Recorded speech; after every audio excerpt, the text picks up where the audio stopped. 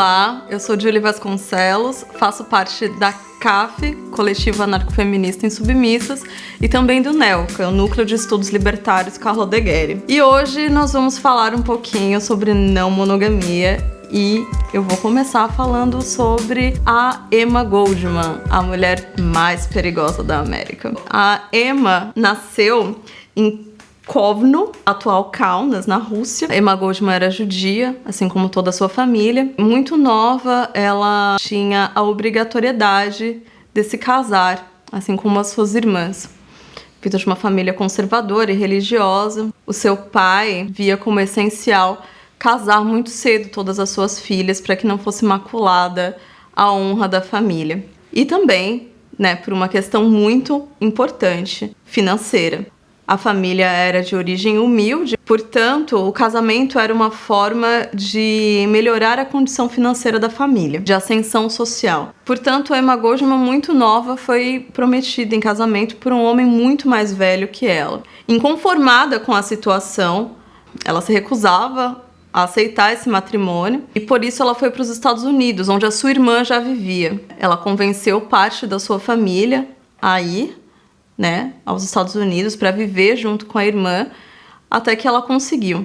Nesse período, Emma Goldman já era muito próxima das ideias nihilistas. Amava a literatura, amava as artes. Era uma mulher realmente muito particular, muito singular, de espírito livre e já apontava aí ideias revolucionárias. Nos Estados Unidos, quando ela chegou para viver com a sua irmã, que era casada e vivia numa situação muito humilde também, a família muito pobre, todos eles trabalhavam muito, e viviam com muito pouco. A Emma teve logo que trabalhar também muito cedo e ela conseguiu um emprego de costureira numa fábrica, onde ganhava alguns míseros dólares por dia, na época era por dia. E lá nessa fábrica, depois de um tempo lá nos Estados Unidos, trabalhando nessa fábrica, ela conheceu o primeiro marido dela. Depois de uma vivência fracassada de matrimônio e relacionamento, por causa do alcoolismo, do relacionamento abusivo e problemático que ela tinha, ela pediu divórcio, o que foi um choque para a família novamente. Depois de algum tempo divorciada, ela conheceu Alexandre Berkman, conhecido também como Sasha, que foi o grande amor da sua vida e companheiro também de lutas e de vida. Ao lado de Sasha, Emma Goldman teve contato ali com o anarquismo e através dessas ideias anarquistas, nesse contexto ali, ela teve contato com os revolucionários da revolta de Haymarket, em Chicago, também conhecidos mártires de Chicago. E aí estava rolando toda essa comoção social na época, só se falava disso nas fábricas, em todos os contextos sociais. Então, ela e Sasha planejaram ali uma ação de propaganda pelo ato, com o assassinato de Henry Frick, um líder da polícia, que tinha falas extremamente agressivas e violentas contra a classe trabalhadora. Então, eles decidiram que assassinando esse homem seria uma forma de propaganda pelo ato. No entanto, o assassinato não deu certo. Sasha atirou no Frick e ele sobreviveu. Sasha foi preso. Em seguida, Emma foi detida um pouco depois, ficou em investigação durante muito tempo e começou a ser perseguida também pela polícia. Mas através dessa experiência, mesmo com Sasha preso, eles ficaram muito conhecidos já naquele contexto social ali em Chicago, tiveram proximidade com várias outras pessoas e militantes, pessoas extremamente ativas dentro do movimento anarquista naquele período. Emma Goldman começou a escrever ensaios, palestras e falar publicamente, em grandes atos, em grandes manifestações, pela liberdade dos mártires de Chicago, pela liberdade do Alexandre Berkman, e ela começou a ser reconhecida como a mulher mais perigosa da América. Com o cerceamento da sua liberdade, ela começou a pensar: a prisão tem muito a ver com outras experiências que eu já vivi. o casamento. Ela fugiu da Rússia porque tinha um casamento arranjado e ela ficou em pânico, né? Fugiu para os Estados Unidos por conta dessa situação. Quando ela chega nos Estados Unidos, ela casa, né? E esse marido tem questões muito fortes de opressão e religião, porque ele era judeu e alcoólatra.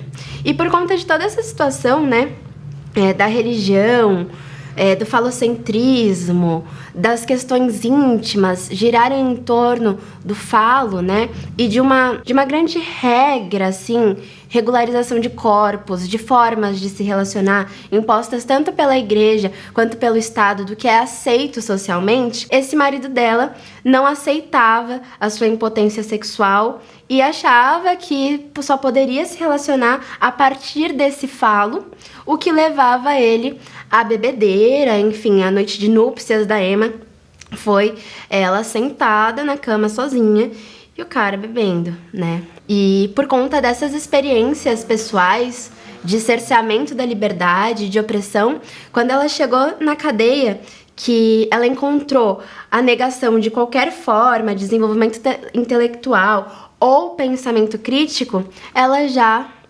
associou as suas experiências pessoais anteriores com o casamento. E aí, a Emma entendeu o casamento como uma extensão, né, do controle social e o aprisionamento da figura do feminino ao masculino. E nisso, a gente tem o que a pesquisadora Andréia da Conceição chama de fábulas do matrimônio, de que a mulher deveria repousar no amor do homem. Olha só a palavra que eu usei, repousar. O que a gente pensa no repouso? O repouso, ele é calmo, ele é submisso, ele é deitado. Então é basicamente isso que a mulher deveria fazer à imagem do homem, como consta na Bíblia. Existe um trecho na Bíblia que fala que Deus fez o homem à sua imagem e semelhança. Então, no caso, espera-se que no casamento a mulher seja imagem e semelhança daquele homem. Outra questão que a Emma também coloca é a mulher como máquina. Aquela máquina que vai ser controlada por esse homem. Por que máquina? Porque nas famílias nucleares, o homem, ele acaba sendo aquele que faz a gestão, sendo o líder da casa, e essa mulher, ela não serve para pensar, ela serve para agir, ela serve para executar. Executar o quê? As demandas do lar, as demandas educacionais e as demandas também de estratégia do lar, porque existe uma carga que é invisível, que é a gerência do lar. Mercado, comida, roupa. Existe todo um trabalho que ele não é remunerado, que é um trabalho invisível e geralmente sobrecarrega a mulher. E são essas sobrecargas que impossibilitam muitas vezes a inserção da mulher no mercado de trabalho, a inserção da mulher em movimentos sociais. Isso mina toda a vida, toda a individualidade dessa mulher. E ela acaba perdendo a sua individualidade, perdendo a sua sexualidade, perdendo a sua sensualidade, assim como Maria, a mãe de Jesus. Sim, no texto da Emma Goldman, ela cita que, assim como Maria, as mulheres elas são castradas sexualmente para não terem a sua feminilidade, para não terem a sua sexualidade, e a sua sexualidade, a sua vida íntima, dependem exclusivamente desse homem, que também sofre castrações sociais. Então, são castrações por escala. E esse homem sem liberdade sexual, esse homem falocentrado, cerceia a sexualidade dessa mulher. Ela não tem sensualidade, ela não tem prazer. E aí a gente cai numa dualidade sexual. Por que a Maria, mãe de Jesus, é a Imaculada? Porque ela não tem nenhum traço que remeta à feminilidade ou sexualidade. Diferentemente da Maria Madalena, que é tida pela igreja como uma prostituta, como aquela que não é pura. Essa renúncia da sexualidade, né? Quando fica a cargo do homem definir e se apropriar do amor e das relações íntimas, essas coerções, elas têm como intermédio produtos que a gente já sabe, participantes que a gente já conhece, o Estado e a Igreja. Portanto, a partir disso, sabendo, né, de todas essas implicações, como o amor deveria ser? a Emma fala um pouquinho pra gente que cada amor é resultado das impressões e características de duas pessoas envolvidas. Toda relação de amor deve, por sua própria natureza, permanecer como um caso absolutamente privado. Nem mesmo o Estado, a Igreja, a moralidade ou as pessoas devem medir isso. A gente sabe que o capitalismo trabalha com a dinâmica de propriedade privada. Então, pensando que esse homem, ele tem uma família, a qual ele é o líder, logo, ele imagina que essa família, esse corpo, esses filhos, essa mulher, são propriedades dele. É preciso ter em mente que o monopólio sexual tem sido transmitido de geração em geração como um direito sagrado e como a base da pureza da família e do lar. E assim como a Igreja e o Estado aceitam o monopólio sexual como a única segurança para o vínculo matrimonial, eles têm justificado o ciúme como uma arma de legítima defesa para a proteção da propriedade privada. Ou seja, nesse sistema, o ciúme ele é legitimado, porque você está protegendo o que é seu, você está protegendo a sua propriedade. Portanto, não importa o que você vá fazer para essa proteção, é legitimado. E aí a gente tem aquelas premissas também da Igreja Católica de amar até o fim, né? Amar acima de tudo, que o amor tudo suporta, que o amor tudo crê, até que a morte nos separe. E essa premissa é levada muito a sério por esse homem detentor da propriedade, detentor dessa liderança, é levado muito a sério e a gente nota pelos índices de feminicídio. O Brasil é o 5º em feminicídio no mundo. E isso vem muito de uma lógica do sistema capitalista e da igreja, que mostram para esse homem que é dele, que ele tem que defender essa propriedade e que ele tem que ficar até que a morte o separe. E às vezes a morte é ele que proporciona para defender essa propriedade privada. De acordo com o nosso Código Penal de 1940, até o ano de 1990 era assegurado por lei o direito do homem, marido, esposo, companheiro, de inferir castigos físicos e até mesmo homicídio se ele acreditasse que estava sendo traído pela sua companheira.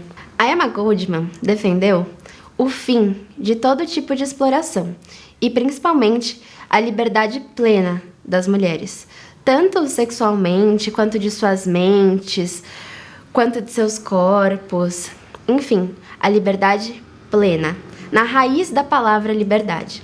Entretanto, tinha aí no caminho o voto. O voto era o novo senhor que causava cegueira às mulheres. E isso intrigava muito a Emma. Ela ficava ali pensando, como eu vou abrir os olhos dessas companheiras que o voto não vai causar a nossa emancipação. Porque aqueles que estão lá em cima são os mesmos. São homens brancos, são homens burgueses, trabalhando para um sistema branco e burguês. Ou seja, nós nunca seremos incluídas, nós nunca seremos escutadas. Será uma luta vã. Então aí chegava mais um obstáculo. Perceber que o voto não causaria em esfera alguma a emancipação plena feminina, mas sim mais um véu de confusões. A Emma vai colocar: adorariam ao novo Senhor, o voto, com a mesma cegueira, o mesmo puritanismo em que haviam sido formadas e que transmitiam aos seus filhos. Na sociedade, as mulheres eram servas. Libertação só poderia vir por elas próprias, no dia em que se afirmassem como seres humanos e não como objetos sexuais, recusando a obrigação de criar filhos, enfrentando a opinião pública que as condenava e ao puritanismo. Assim, a Emma acreditava que se as mulheres quisessem ter filhos, que fosse por livre e espontânea vontade, que a maternidade não fosse imposta, que nada fosse imposto, que a liberdade fosse plena. Assim, é necessário subverter todo um sistema para a gente conseguir alcançar a liberdade plena, tanto de homens quanto de mulheres. Afinal, como as opressões são encadeadas, a nossa liberdade também deve ser encadeada. Não existe a liberdade de um sem a liberdade do outro. Uma dessas formas para tentar subverter esse sistema, o capital, o Estado, Deus, pode ser a não monogamia. Mas lembrando que todos os caminhos de afeto, se tem acordo, se tem intimidade, eles são válidos. Para finalizar esse assunto, a Emma pontua pra gente: A redenção está na marcha enérgica em direção a um futuro mais resplandecente e límpido. Necessitamos crescer sem os obstáculos das antigas tradições e hábitos. O movimento da emancipação feminina deu seu primeiro passo nessa direção. Esperamos que tenha forças para dar o próximo. O direito ao voto ou a igualdade dos direitos civis podem ser boas demandas, mas a verdadeira emancipação não começa nas eleições ou nos tribunais, começa na alma da mulher. A história nos mostra que toda a classe oprimida conquistou a verdadeira libertação de seus senhores pelos seus próprios esforços. É necessário que a mulher aprenda essa lição e perceba que a sua liberdade alçará tão alto quanto for o seu vigor para conseguir conquistá-la. Mesquinharias afastam, a grandeza une. Sejamos grandes e generosos. Não negligenciemos coisas vitais por causa do volume de frivolidades que nos confrontam. Uma concepção verdadeira da relação dos sexos não irá admitir um conquistador e um conquistado. Reconhece apenas uma coisa: se entregar sem limites, a fim de tornar-se cada vez mais nobre, profundo, melhor. Isso por si só pode preencher o vazio e transformar a tragédia da emancipação da mulher em alegria. Alegria ilimitada.